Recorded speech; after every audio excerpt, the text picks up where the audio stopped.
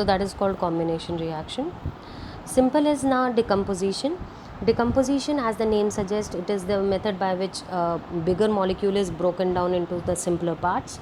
For example, AB is breaking into A plus B, and obviously as I have explained कि कोई भी molecule को break करने के लिए you need certain amount of energy. तो यहाँ पर आप देख सकते हैं कि एरो के ऊपर एनर्जी लिखा हुआ है. एनर्जी का मतलब ही है कि हम यहाँ पे एनर्जी को सप्लाई कर रहे हैं. तो those chemical reactions in which a bigger molecule breaks into a smaller molecule is called a decomposition reaction.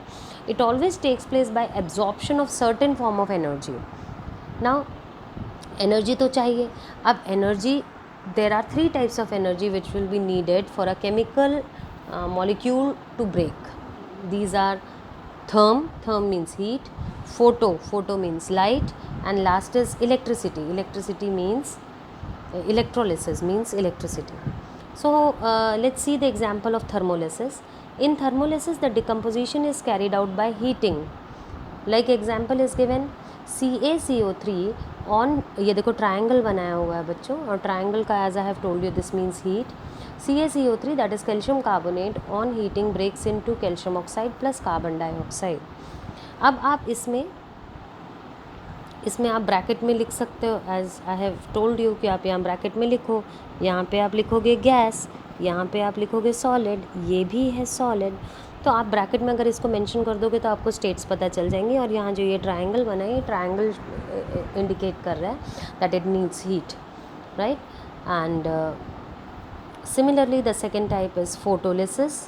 Photolysis का मतलब होता है when the decomposition is carried out by the absorption of light. Photo means light. Example is silver bromide in the presence of sunlight breaks into silver and bromine. अब ये बेटा जो above reaction है, यहाँ देखो ब्रैकेट में क्या लिखा है, used in black and white photography, very important use. Silver bromide का जो रिएक्शन है, ये ब्लैक एंड वाइट जो फोटोग्राफी होती थी, जब हमारे पास में कैमरे में रील होती थी, कैमरा होता था, पहले क्लिक करते थे, फिर फ़ोटोज़ होते थे, उनको वॉश करवाते थे. आप अपने पेरेंट्स की पुरानी फ़ोटोज़ देखोगे तो वो उस टाइप की ही होती थी. अब तो जैसे डिजिटल होती हैं, पहले ऐसा नहीं था.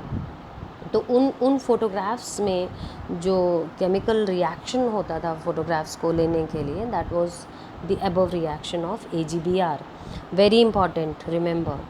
Similarly, there is another also AgCl, that is silver chloride. This in the presence of sunlight breaks into silver and chlorine gas. Now this is a gas.